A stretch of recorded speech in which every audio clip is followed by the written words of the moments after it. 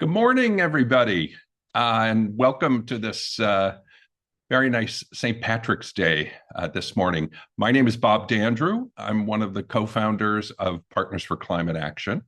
PCA works to foster meaningful environmental and community action within the bioregion of the Hudson River estuary watershed.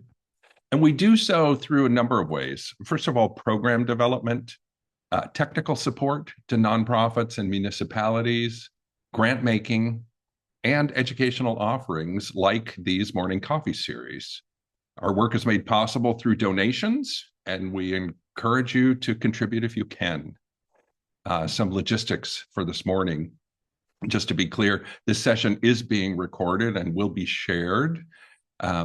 We encourage you to use the chat function here down below at the bar at the bottom of your screen to offer any questions that you'd like Avalon to consider at the end. And pay attention to those and like those questions that you agree with by using either the heart emoji, the smiley, or the thumbs up. We're going to prioritize those that get the most likes. So our topic for today is Plant a Pollinator Paradise. We're really excited for this. I will introduce our speaker, Avalon Bunge. Avalon oversees our PollinateHV program and also our Ecological Restoration program. Prior to PCA, she directed a coastal climate resilience education program through NOAA, the National Oceanic and Atmospheric Administration. She co-manages a large landscape in Columbia County, focusing on native meadows, forest health, and deer management. She has more than a decade of farming experience in both the US and Canada. She has a master's degree in ecosystem restoration from SUNY ESF and a BA in geology from Colgate. And because she's not doing enough, she's also pursuing a PhD in restoration ecology at Antioch University now. So Avalon, I'm going to turn it over to you. And thank you again for doing this. Thank you so much, Bob. And yeah, thank you everyone for being here. I'm going to go ahead and share my slides. And we are here to plant a pollinator paradise. So it's lovely to be with you all this morning. I wanted to start off green for St. Patrick's Day, so hopefully you're all enjoying the holiday so far. It seems like a nice day to talk about growing things. Today, what I would like to cover, I have a pretty packed session.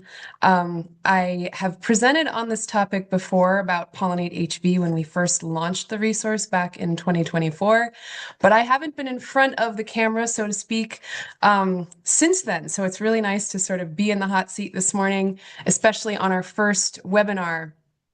Zoom webinar that we've tried out. So hope the new format's working for everybody. I'm going to start out with an introduction to that PollinateHV resource. Then I'm going to progress to what I'm probably most excited about today and super excited about in general, which is a launch of our brand new garden design resource templates.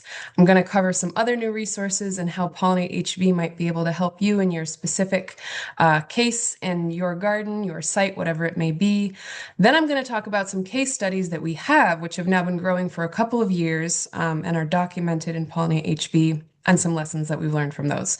Finally, we're going to do Q&A. Hopefully we'll have a nice amount of time. I can certainly stay a little bit after 9:30 if there's a ton of questions. Again, as Bob mentioned, please do use the chat for the Q&A, and if you can see other people's questions in the chat, and that's the same question that you have, put a smiley face or a thumbs up or a heart next to it, and that will help me as I'm skimming furiously through the chat to figure out kind of where to start, what to prioritize, and that'll help us also avoid duplicates. But apart from that, please use the chat freely, and we'll check it out at the end of our session. So jumping right in to PollinateHV. What is PollinateHV? Hopefully there are some folks that are familiar, and there might also be some brand new faces. So I'm going to start with a little bit of a background. This is our Pollinator Action online toolkit. And this was conceived way back in 2021 or 2022 by one of our excellent co-founders, Sue C., who some of you might know from Dirty Gaia, her other organization. And it's all about supporting the threatened, endangered, at-risk native pollinators of the Hudson Valley. So that's a lot of adjectives to attach to pollinators, and I'll talk about what all those things mean. If you go to pollinatehv.org, you will find Avalon? all of this stuff. Oh, Avalon, I Yes. just want to jump in. We're not seeing your slides. Oh, well, thanks for that. Um, Yes. oh no, the webinars. Okay. Um, view It looks like slideshow. it's coming on. Got it? It's not. Fabulous. And I There we wasn't seeing the go. chat, so I'm like, everything's Bravo. fine. But luckily, you haven't missed anything except for a couple of beautiful pollinator pictures, which will be, we can send out even the slide deck if you'd like to see it after the recording. Okay, so PollinateHV, this is really my first like content slide anyway, so you didn't miss a thing.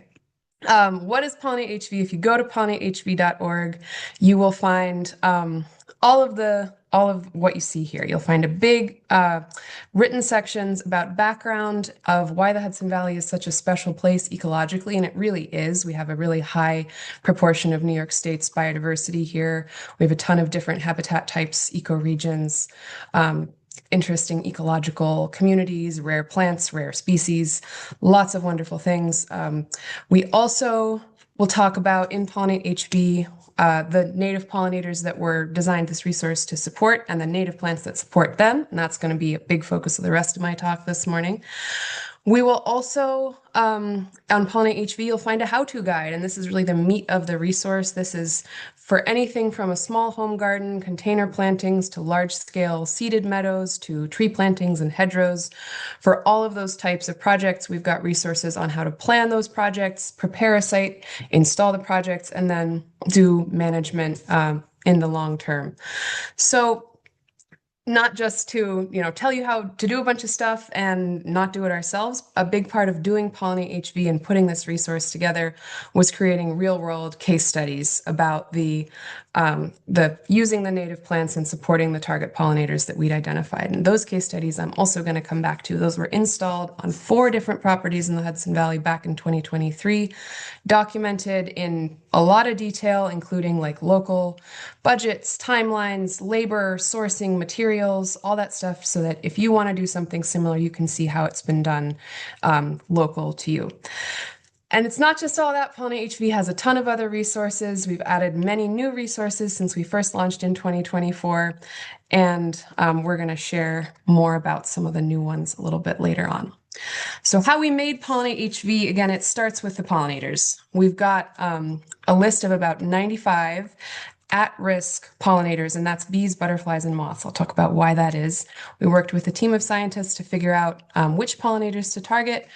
And then we figured out, okay, which plants do those pollinators most critically need for food and for habitat? So that's a list of 160 native plants. And then we took that list of native plants, designed our case studies, installed those case studies, planted them, documented them, and that's all uploaded onto pollinatehv.org for your perusal. And I'm going to talk about all those new resources, but also I want to talk about the pollinators, because this is really all about our native pollinators. And the world of pollinators is so vast and just so much yet to be discovered. But a lot of what we know has us concerned. So that's why we've created this resource to support our native pollinators. But who are the pollinators? All right, so this slide, everybody on this slide is a pollinator, including the humans. Some of you may have pollinated in your gardens or your orchards or even in a lab like this. Birds, bats, bees, wasps, beetles, flies. There's thousands upon thousands of insect pollinators. Something like 90% of our flowering plants rely on animal pollination of some kind. So that's pretty much the entire kingdom of life, is based in the ability of insects and other animals to pollinate our flowering plants. We're still learning so much about pollinators. Back in 2024, we discovered this guy, which is the Ethiopian red wolf, pollinating this red hot poker flower. So yes, there is a wolf pollinator. The wolf is going up to that flower to get the nectar, and as it's going from flower to flower, it is also moving around pollen on its soft little snout. So there's so much that we still don't know, even about big pollinators and certainly about little ones.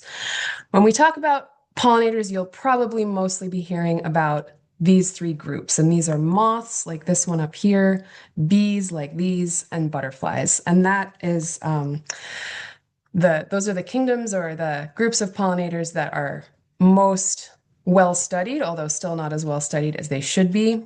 And what these pollinators on this slide all have in common is that they're native to the Hudson Valley. So these are some of our flagship natives, like the Karner blue, native up in the Albany Pine Barrens, the golden northern bumblebee, one of our really big charismatic bumblebees. This is the blueberry cellophane bee and the waved ash sphinx moth, and of course, our beautiful migratory monarch. But another thing that all these pollinators have in common is that they are declining. They fall into this category of native pollinators, which was found by the Empire State Native Pollinator Survey to be threatened, declining, at risk of extinction if we don't do something. And that's actually about 60% of our 450 New York native pollinator species. So that's pretty dire. That is not good news. I could certainly fill a whole presentation with all the different factors behind this decline, but habitat loss is a huge one. So the lack of the ecosystems, the resources, and especially the native plants that these pollinators need to survive. I'm going to talk about native plants, and I'm going to get hopeful in just a second here. I just want to also mention who I'm not talking about when I'm talking about native pollinators, and that, of course, is honeybees. These are an introduced Eurasian species that don't really have a role in our native ecology any more than, say, chickens or sheep or other agricultural species. So honeybees can actually be pretty detrimental to our native pollinators. That, again, could fill a whole other presentation. But just a heads up that when I'm talking about pollinators in PollinateHV, I am not referring to honeybees.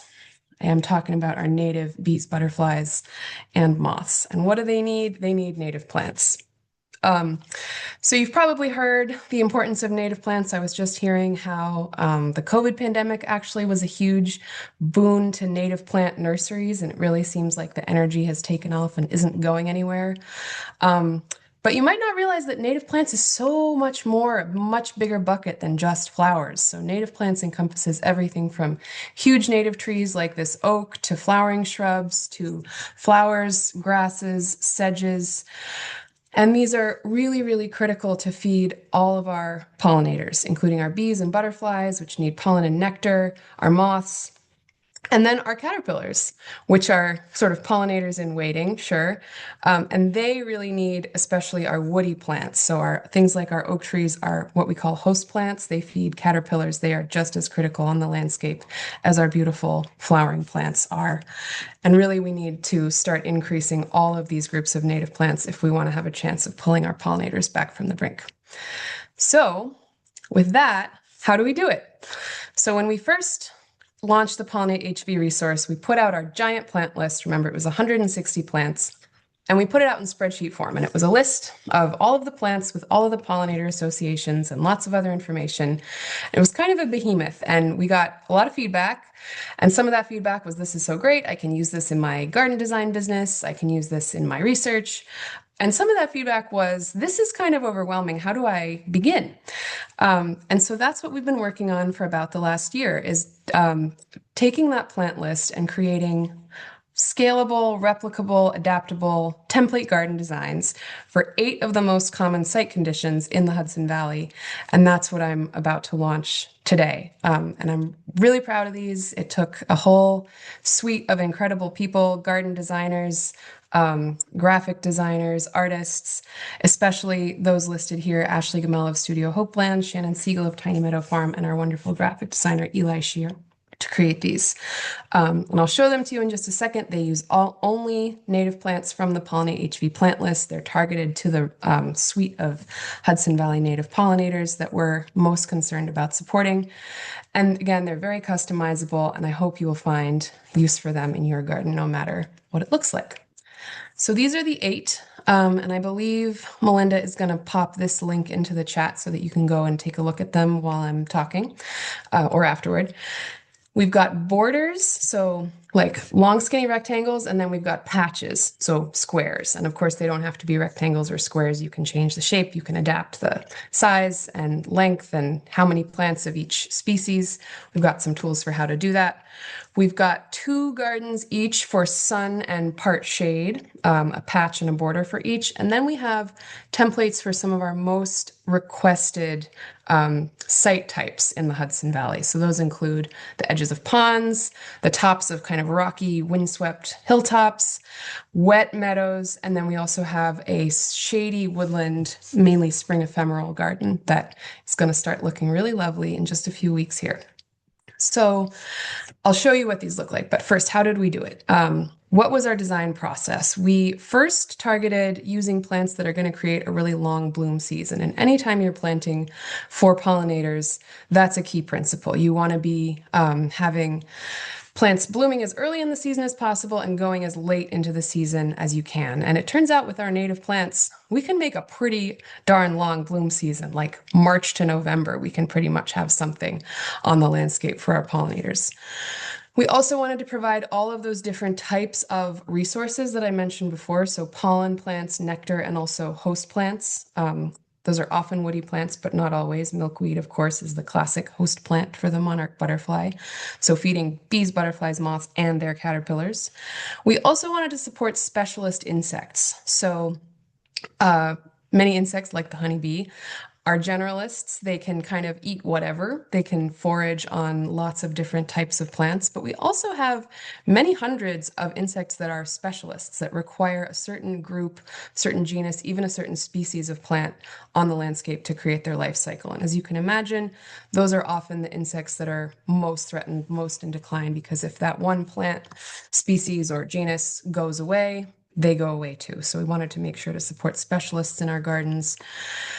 And then we also wanted to make sure it was doable.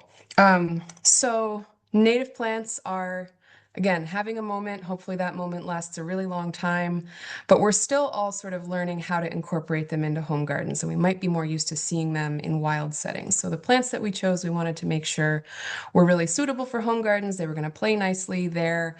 And we also wanted to make sure that they were relatively, this is asterisked, available in plant nurseries.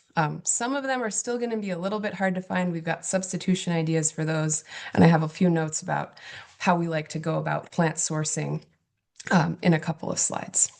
But first, what do they look like? So if you're already on the website checking them out, you've already seen it, but just in case, this is one example. This is our sunny border. It's a 4-foot by 12-foot garden. This is beautiful hand drawing, actually by Ashley Gamel, one of our designers. And we've got the plant list here on the front page using the Latin scientific names. And then we go to our much more developed plant list over the next couple of pages, which includes the scientific name, the common name, a little bit of information about the plant, a photo, which is something we didn't have in PollinateHV before, and some more information about the plant and how to use it in a garden. So these plant lists are usually a page or 2 or 3 for each design. And then the last part of the design is our bloom calendar. So all of us in the design process felt that sometimes when you look at a pre-planned garden design, it makes it look like everything is blooming at once. And that's chaotic and not quite accurate. So you can look at this bloom calendar to kind of see how this garden is going to change throughout the seasons. For this one, we start with one of our lovely native violets. We transition into this sort of calm, cool lavender, early spring or late spring setting with our penstemons and our lupin and our harebells. Then we've got a more exuberant, bright summer situation with lots of bloomers. And then we round it out in the late fall with one of our beautiful native asters. So kind of getting a sense of what's blooming around the same time.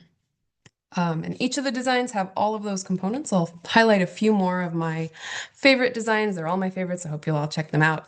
But these are some of the ones that are for special cases. So we did a pond edge planting, and this is another 4 by 12 foot garden design. And this is something that you could repeat all along the edge of a pond, all along the circumference. You could swap out the shrubs or take them out if you wanted to do a little bit of a shorter pond edge so you can still see your pond. This would be the pond side with a little bit of the more wet foot tolerant plants.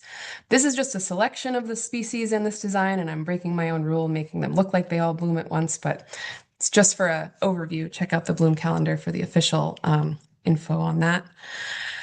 And really just want to emphasize how important pond edges and wetlands and moist habitats are for pollinators and for all sorts of wildlife. So if you do have water on your property, most important thing to do is not mow it all the way down to the edge. And probably the next step in that process is start seeing how you can revegetate those edges with native plants. And some of our most beautiful native plants, I think, are geared for this habitat. So from the wettest to the driest, this is another really common request that we get because a lot of folks have super well draining, super lean soils in the Hudson Valley. And that's not a bad thing. That's actually really cool. I just heard I heard Design Your Wild say that just like the Scandinavians say there's no bad weather, only bad clothing, there is no bad soil, only bad plant choices. So hopefully here we've given you some good plant choices for those leaner soils, which are actually often what native plants like the most. And this doesn't just have to be a rocky hilltop. It could be somewhere really sandy, really anywhere that's kind of really well draining and your conventional cool season lawn grass doesn't want to grow because who needs that anyway? The last one of the designs that I'll highlight is again our shady woodland spring patch. So we've got some true ephemerals here. We've got some other beautiful woodland species. And this is a great garden for deciduous shade. So that means under big shade trees, big deciduous shade trees, where there's sun filtering down through the bare branches in the spring and then pretty much full shade after the trees leaf out. This would be a fantastic garden for a wood edge or inside of a deer exclosure if that's something that you've considered on your property, which I hope it is because deer exclosures are excellent places to start putting native plants. Okay, so again, there's 8 of these. How do we make them our own? We can use them as building blocks. So you can take those 4x12 borders and repeat them along the edges of buildings or the edges of paths. You can kind of swap plants in and out so it's not just exactly the same thing over and over again. You can take those 12x12 patches and repeat them to make sort of meadow-esque lawn replacement situations. Of course, they can be modified for your space so they don't have to be squares. You can change the proportions. We tried to put the plants, I'll go back to show you this. You can see how the plants are sort of in drifts. So lots of individuals of the same species in the same general area. That's another important pollinator planting principle. It's good for pollinators to see a big buffet of lots of plants of the same thing. Makes their foraging really efficient. But of course, you can change the number of plants in these drifts, make them either bigger or smaller for these designs to fit your space. And then what if you're like me and you already have way more native gardens than you know what to do with, and you're not quite ready to put in a whole brand new one from scratch? Hopefully these designs are still going to be useful for you. Check out those bloom calendars and the plant list to get ideas for plants that grow well together, plants that like the same conditions, and especially to expand the bloom season. So check out, well, I've got this garden, but I know it's got some bloom gaps later in the fall.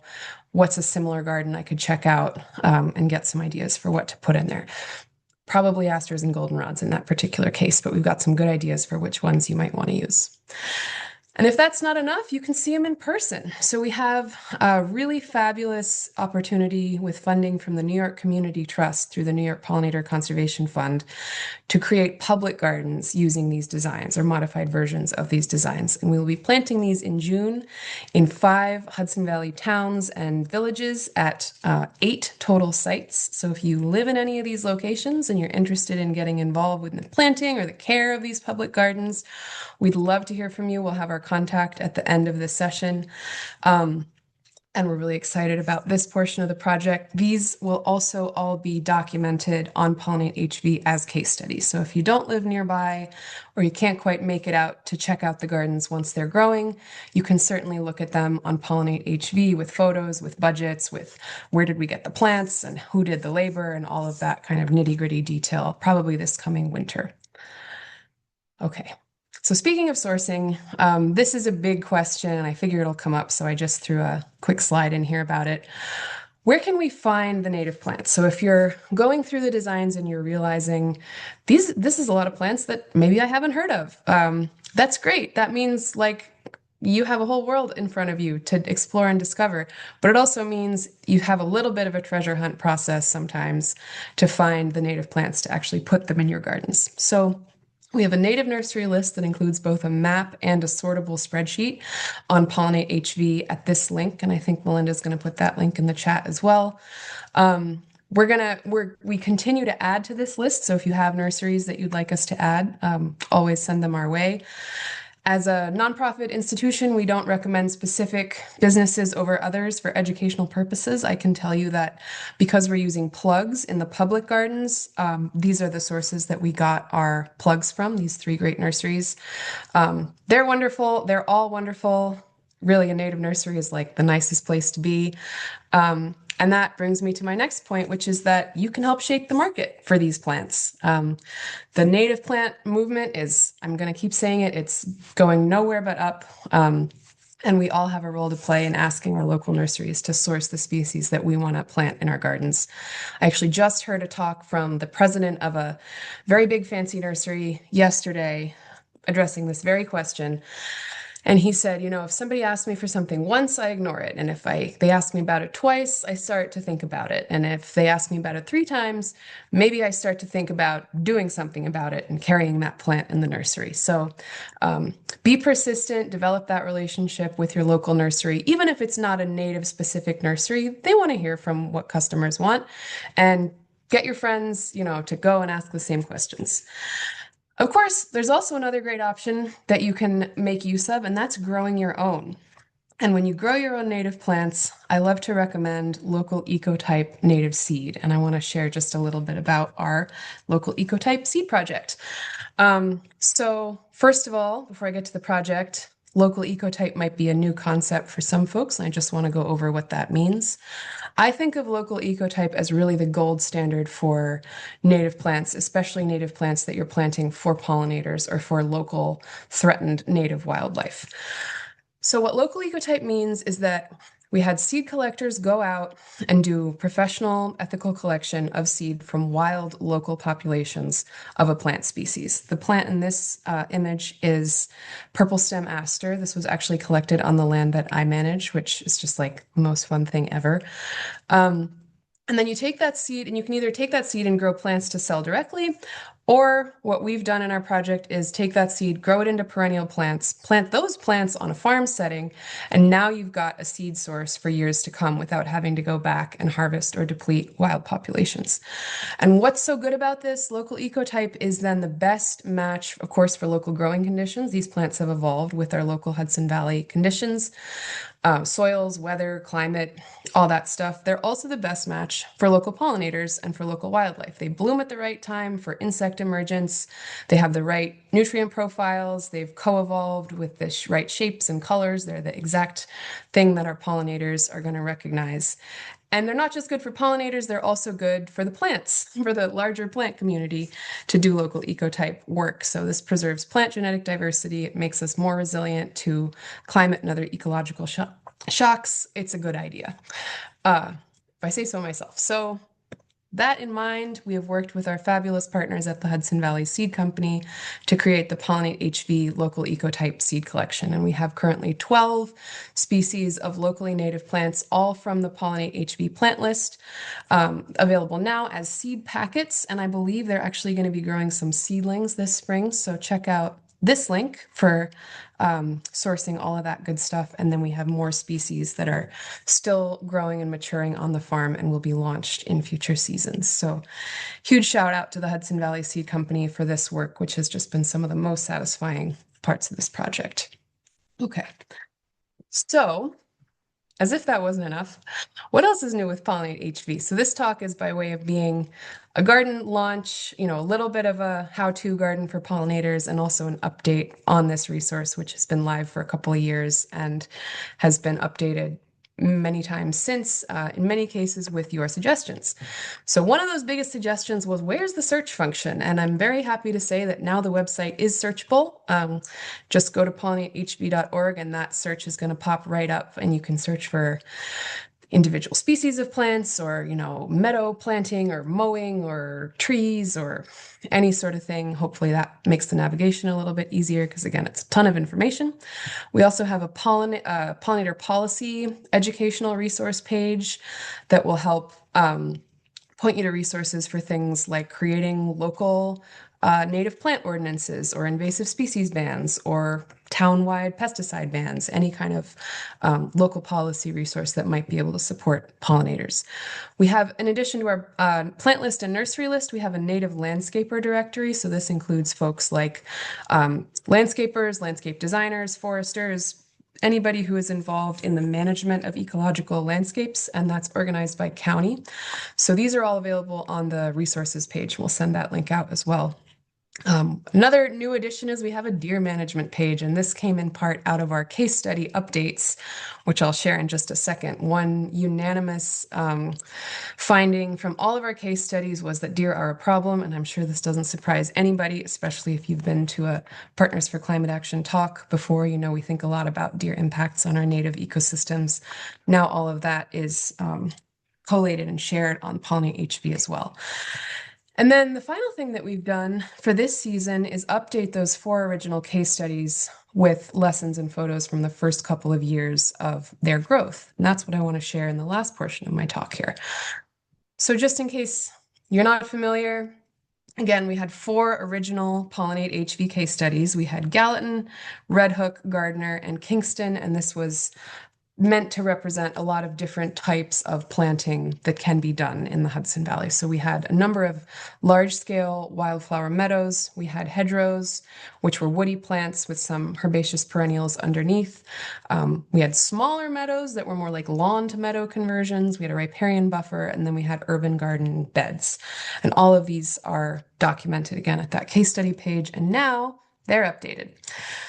So what those updates look like, this is just a quick screen grab of some of the new photo essays associated with one of the meadows. This is the Gallatin Meadow. And you can see everything from May to August, and then all of summer and fall over that first and second year of growth. And we're going to plan to keep updating these case studies. Certainly a meadow is hardly mature or complete at a couple of years old. But we wanted to share our lessons learned as they come up. So I'm going to share a few of those lessons. For this talk, I went and chatted with the case study site managers and saw what we could come up with as far as takeaways at this point in the project. So we'll start with lessons from our meadows. The first thing that everybody said is be patient. So the first year of a meadow, things are a little bit messy. You're going to find annual weeds. You're going to be dealing with your cover crop. You're going to maybe see some of the species that you planted, but certainly not all of them, probably not most of them. So expect new species to keep popping up, especially expect grasses to take a few years to establish or even to appear and then to start getting more vigorous.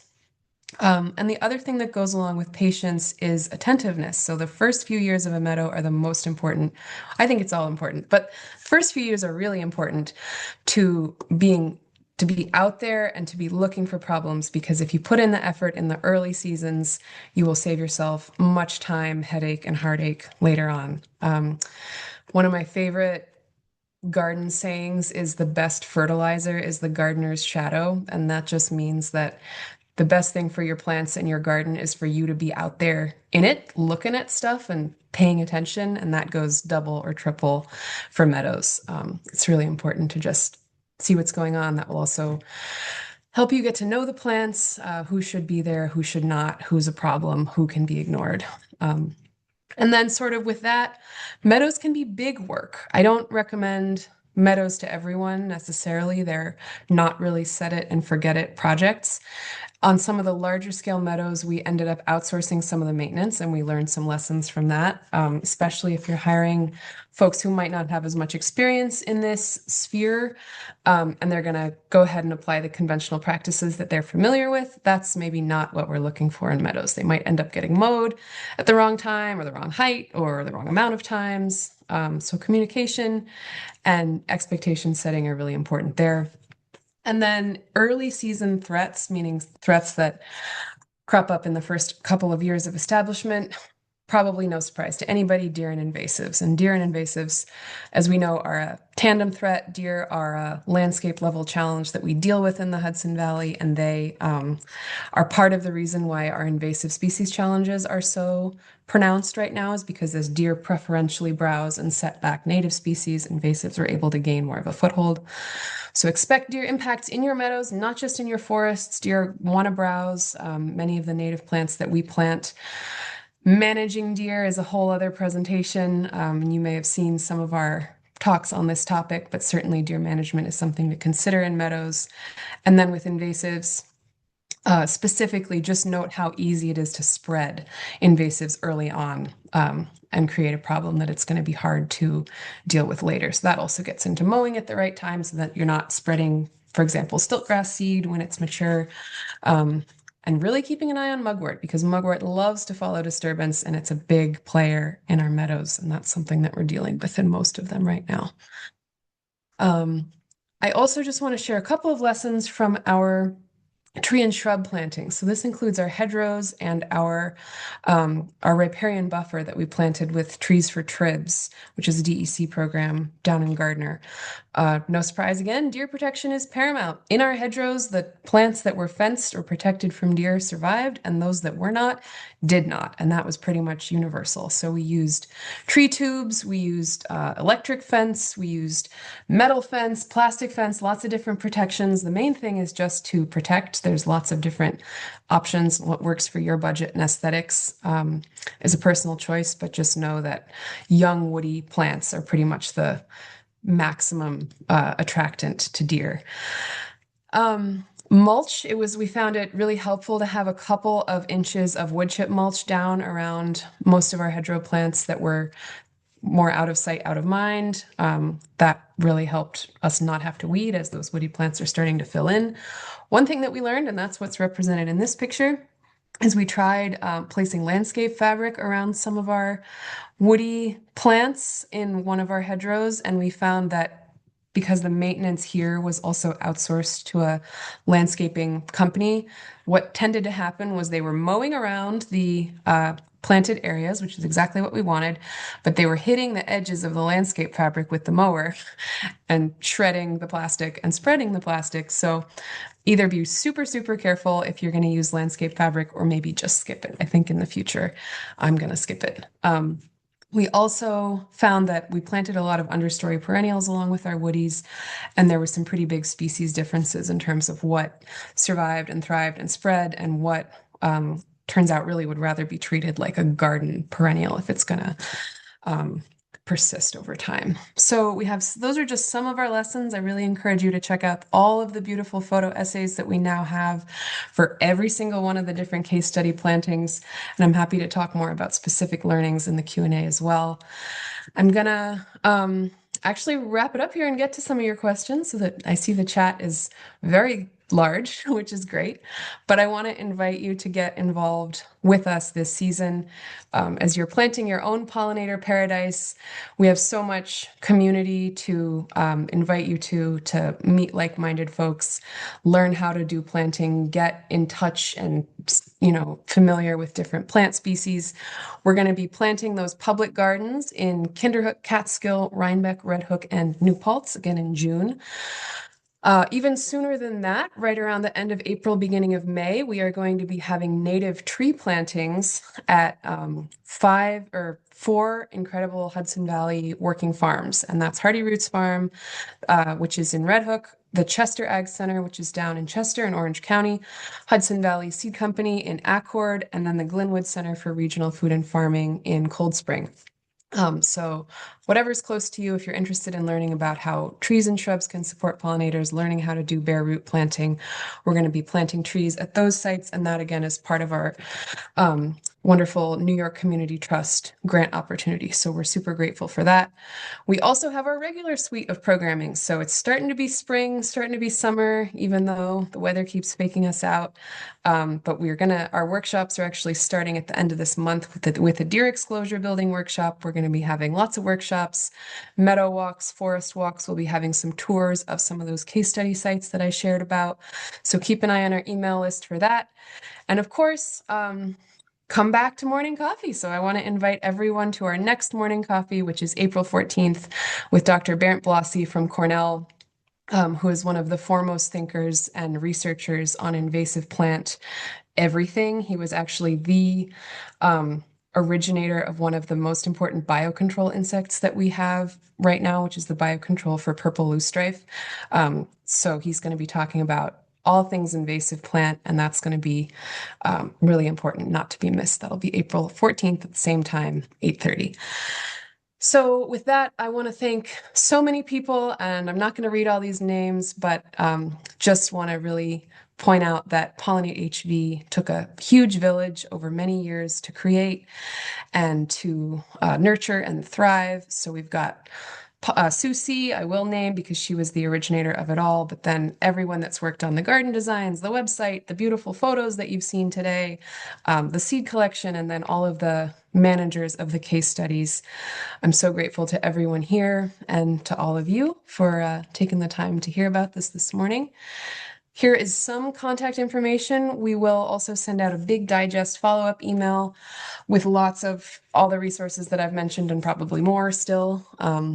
But feel free to be in touch anytime, and we'd love to hear where you take your pollinator paradise next. So with that, thank you so much. I'm going to stop the share. Avalon, that was just great. Thank you so much. I think for everybody who knows Partners for Climate Action, I mean, we're really serious about ecological restoration, and you can imagine how happy we are and how proud we are of Avalon for bringing all of this together. This starting as a glimmer in Susie's eyes, and now just manifesting in this way. It's just so impressive, and thank you. It was really, really super. I want to point out, too, I want to give another shout out. Melinda Fuller is the third face you see on the screen here. Melinda is our communications manager and really the brains and the muscle behind our morning coffee series. And today, you may notice, those of you who have been part of these morning coffee series with us will notice that we're using the webinar function with Zoom, which is this kind of our maiden voyage today. And I think it's working pretty well. I did want to point out to Avalon, folks have been using both the chat and the Q&A. So I know you're going to take time and be looking at both of those. But anyway, and we have lots of comments. We had a huge crowd today, too. I think that just speaks to the level of interest in this topic. So hooray for the Hudson Valley that we've got this many people who care about this and can get out there actively working to improve our landscapes. Yeah. So with that, Great. I'll turn it back to you, Avalon, again, with just huge thanks for all of the amazing work that you're doing. Thank you. Yeah, thank you, Bob. And thank you, everyone. There's a lot of love in the chat, which I really appreciate and am grateful for, again, on behalf of myself and also all of those wonderful folks that have worked on this project, and Bob and Melinda and just everybody. So thank you so much. I am going through the chat and I'm seeing a few questions that I can just quickly address. Somebody said, I've never had luck with Asclepias tuberosa. That's butterfly milkweed. That's the orange milkweed that I shared in an image. It's tough. It's that plant. really likes super sandy, well-draining soils. So a lot of native plants don't like our common garden soils that we might have put a lot of effort into making really rich and nice and amending, and like roses love to grow there. A lot of our native plants, that's actually kind of the opposite of what they want. So Asclepias tuberosa is a really tough one. If you've got the conditions for it and it grows, great. If you don't worry too much. New research actually just heard about shared that Asclepias incarnata, which is the rose milkweed, which is a swamp we think of as like a swamp or a wetland species, is actually the best of the milkweeds for monarchs. And that is probably the one that is most adaptable to standard garden conditions. So try rose milkweed. And if you've got sand, try that orange Asclepias tuberosa. Seeing a lot of great talk about cool native nurseries to go to. I love that. Yes, thank you for pointing out that we don't have the reactions enabled. We've been using that for so long to such effect, but now we're switching to webinars, and it's okay. Thank you all for posting your chats anyway. Somebody mentioned important to verify with nurseries that they aren't using pesticides. This is a really good point. And when I go deeper into plant sourcing, I like to hammer this point home. A lot of our big box nurseries do use pesticides, including on native plants, that are marked pollinator friendly. And that's just another wonderful reason to go to your local native nursery who may have grown those plants from seed. It's supporting local business, and it's also stepping outside of that more chemical-laden supply chain. Question about how familiar are most nurseries with bioregion or ecoregion designation? I think I can't answer that for most nurseries because I think it's so case by case specific.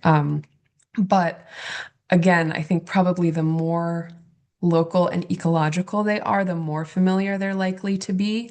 I know that the nurseries that we're working with right now for the public gardens are super familiar and ecoregion focused. But it's also not necessarily a reason not to use a nursery, and it could be a good way to start a conversation like, hey, are you thinking about local ecotype? And they're like, what's that? And you're like, oh, here's my cheat sheet about local ecotype. Yes, and somebody mentioned cultivars. Be aware of cultivars. Yeah, be careful.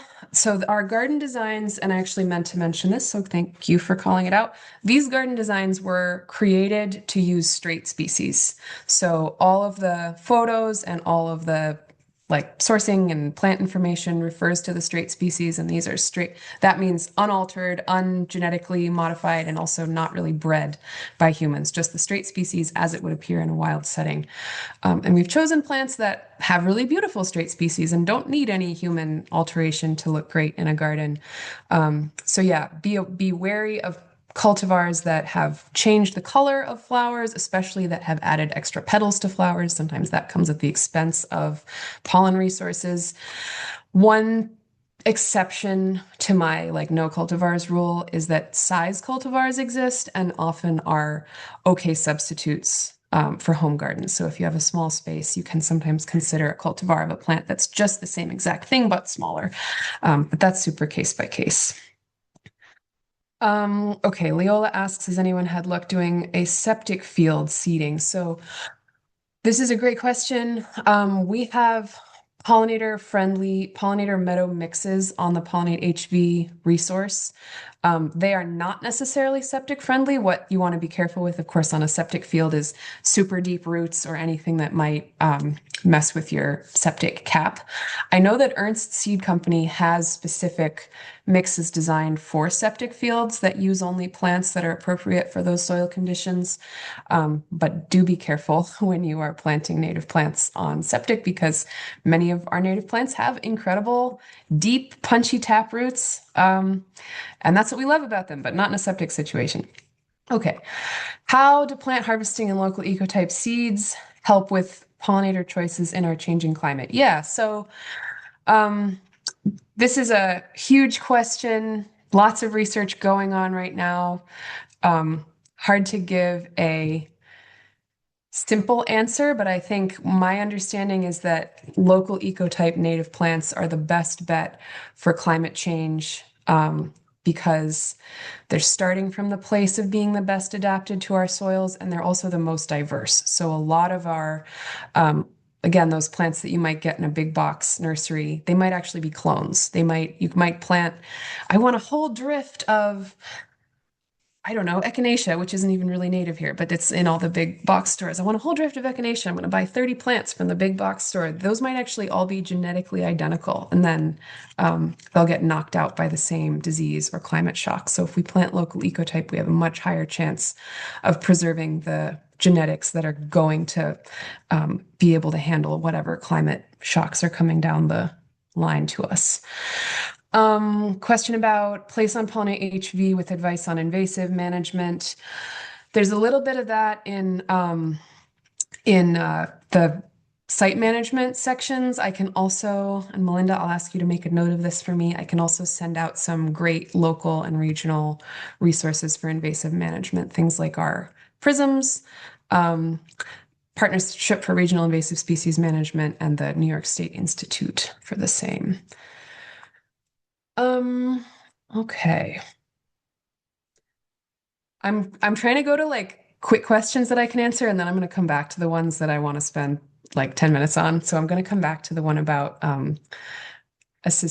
do we get historically matching plants, or do we do maybe assisted migration, or how do we think about plants and climate change? It's a great question. Answering the one about herbicide. Non-herbicide options, I think smothering is great for a small setting where I'm definitely trying to get away from herbicide usage. For a meadow, our case studies, we either used herbicide or we tilled repeatedly. For some meadow projects that we have coming up, we're going to try, instead of a bunch of repeated tilling, cover crop till, so that we do a little bit less soil disturbance.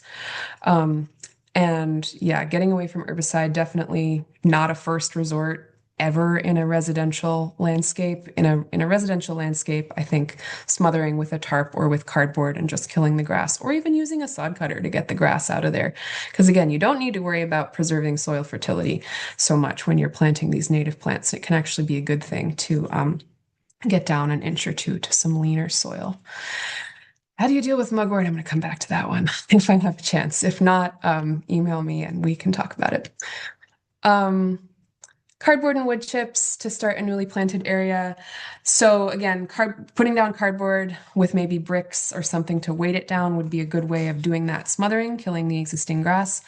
When I've created new vegetable gardens, I love to do sheet mulching and put down cardboard and then compost and then wood chips and then hay and then even more wood chips, and it makes amazing soil fertility. I think when I'm making new native garden beds, I try not to put down the wood chips typically, or if I do put them, I only put an inch or two because I'm trying not to add fertility. But I think having a bit of thin layer of wood chips in early seasons can be fine. And I can already tell I'm not going to be able to catch up with all of the questions in the chat. But let's see here. Yeah, somebody, so for the garden templates going into existing habitats like wet meadow, pond edge, forest, etc., an important first step is seeing what native plants are already there and working around them. Yes, cannot agree more. And I should have said this also. PollinateHV is really designed for like if you already have a thoroughly degraded or human altered landscape. So if you're just looking at lawn, that's the best place to start using these native species.